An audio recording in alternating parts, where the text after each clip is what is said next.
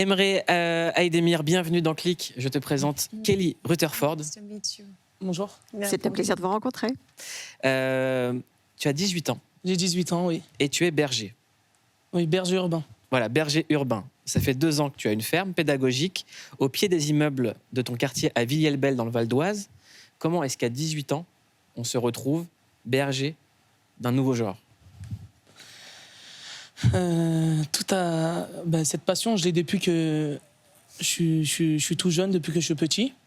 Et en fait, je suis passé par plein d'aventures avant d'arriver au plein milieu de ce quartier. Ouais. En fait, c'est tout d'abord un projet collectif. Je suis atterri ici, en fait, grâce à une personne de la mairie et une association. Et en fait, moi, déjà, à la base, je cherchais un terrain où m'implanter avec mes animaux. D'accord. Et en fait, Alain Sartori, qui est chef de projet développement durable à la mairie de Villiers-le-Bel, et les As du Puy, une association locale de Villiers-le-Bel, qui m'a... T'avais quoi comme animaux? J'avais quoi au tout début? Ouais.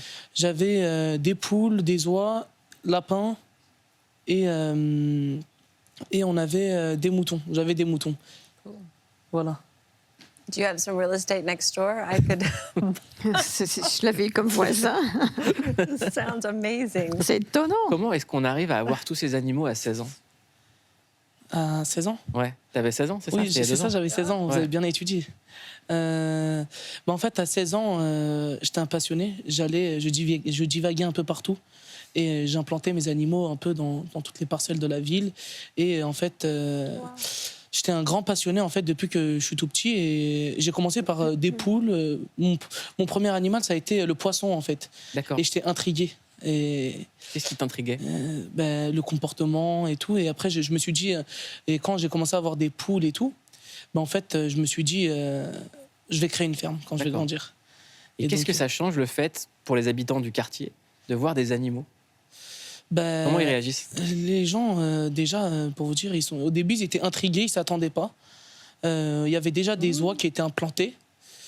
Mais quand ils ont commencé à voir des chèvres arriver de par là, par-ci, par-là, ils ne s'attendaient pas. Et en fait, au début, c'était plutôt une animation. Ils se sont dit, ça va durer l'été, ça va partir.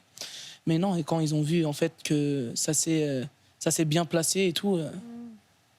Voilà quoi, en fait, maintenant c'est les jeunes du quartier qui viennent nourrir les animaux. Et qu'est-ce que ça change dans l'esprit d'avoir des animaux en plein milieu d'un quartier, d'une zone urbaine, d'une cité?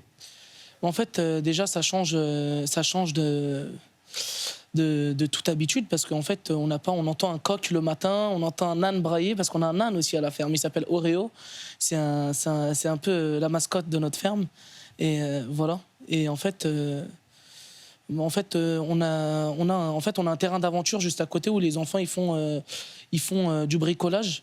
Et en fait, on fait des animations avec ça. Ok. Et en fait. Mais ça t'est venu d'où en vrai? En vérité, ça m'est venu.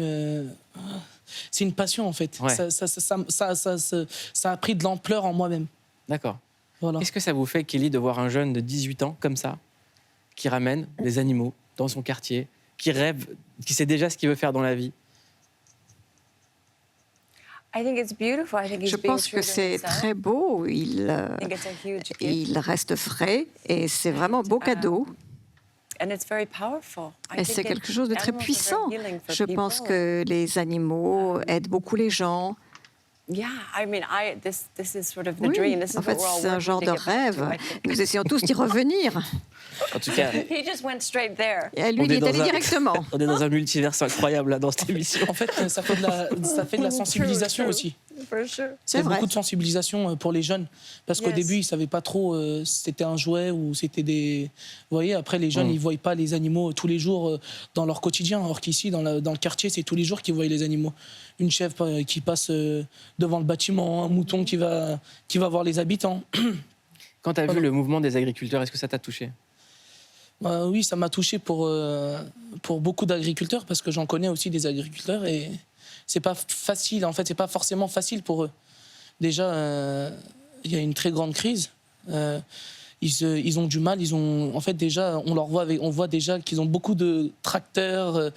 Ils ont des beaux patrimoines, mais en fait, tout ça, c'est, par exemple, les tracteurs, ils font des très gros crédits pour avoir tout ça, parce qu'en fait, pour cultiver dans des champs, il faut bien des tracteurs, il faut bien des gens. En fait, c'est. Et toi, qu'est-ce que tu rêves de faire dans la vie? Moi, dans le futur, j'aimerais avoir une entreprise d'éco-pâturage, d'animation, de sensibilisation. Ouais. C'est quoi l'éco-pâturage? L'éco-pâturage, en fait, ça consiste à nettoyer les espaces verts avec des moutons, des chèvres, des lamas, des oies, et en fait avec des animaux un peu, qui, par exemple, on a le lion qui mange les animaux, et on a les moutons qui mangent de la verdure. Voilà, moi c'est plutôt ça, c'est plutôt entretenir les espaces verts avec les moutons, les chèvres, tout ça. J'emprunterai le proverbe de notre cher Barberuche pour dire que tu es berger, pas mouton. Voilà, je lui rends hommage. On a cliqué sur vous, sur une série qu'on vous recommande ce soir qui s'appelle The Regime, avec Guillaume Calienne qui était venu sur ce plateau, et évidemment Kate Winslet. Regardez, on a cliqué pour vous. Qu'est-ce que je peux te souhaiter, moi, Emre? Comment sans souhaiter? Qu'est-ce que tu veux? Si demain tu dois faire un souhait, c'est quoi? Et qui se réalise? Un jour, je sais pas, vous me posez que ça. Clic, si j'ai un clic, Ouais. c'est ça? Non, ce que je peux te souhaiter, qu'est-ce que tu rêverais? D'avoir ma maison, avoir ma grande ferme, et voilà. Eh ben, on te souhaite Et surtout de me déplacer avec mes animaux pour faire de l'animation. Et on embrasse ta maman et ta tante qui sont en coulisses avec toi, évidemment. Voilà. On clique sur The Regime. The Regime, c'est Kate Winslet en chancelière autoritaire d'un pays imaginaire qui ressemble comme deux gouttes d'eau au réel. On jubile tellement c'est bon, et on n'est pas les seuls.